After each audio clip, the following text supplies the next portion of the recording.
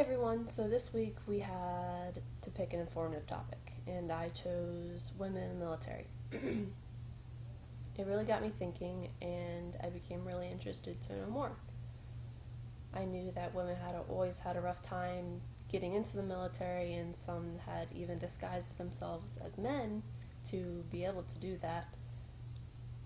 But I wanted to do some more digging, which leads me to what I'm going to be talking about. And that is, who was the first woman to join the military, women fighting in the wars, and being in the military today. It's important that we have such dedicated and loyal individuals in the military today. With all the hatred in the world, we at the United States need to stay strong and committed to keeping this country safe. And speaking of keeping this country safe, I know history isn't exactly everyone's favorite subject, but I figured that finding out and knowing who the first woman to serve would be pretty interesting. According to Jane Wood in A History of Women in the United States, during the Revolutionary era, women had to disguise themselves as men to enlist. Deborah Sampson Gannett from Massachusetts was one of the first American women soldiers. To enlist, she actually ended up using her deceased brother's name, Robert Sampson, to enlist. She served in the Continental Army for about 17 months, and because of her service, she ended up earning a pension.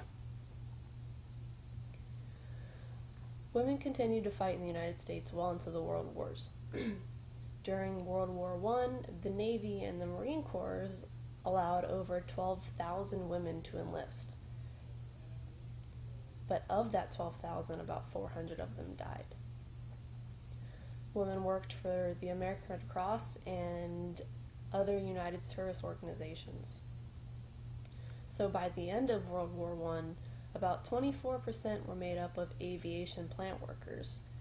So in other words, they would help assemble and test the aircraft. Well into World War II, over 35,000 women had enlisted as either Army or Navy nurses.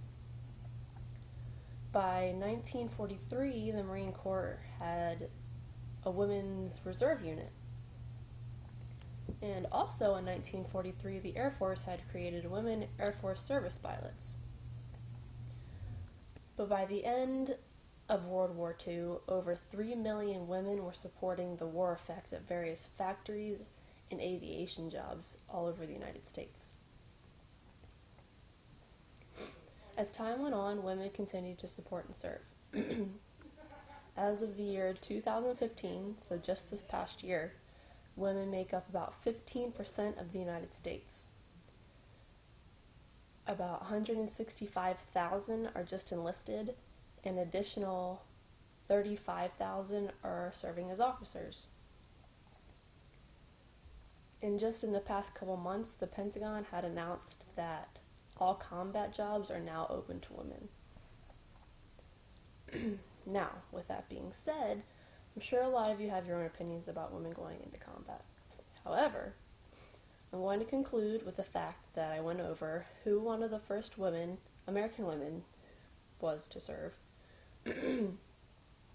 how women enlisting in the service grew throughout the world wars, and ended with women in the military today. I hope you learned something and took something from this. I know I did.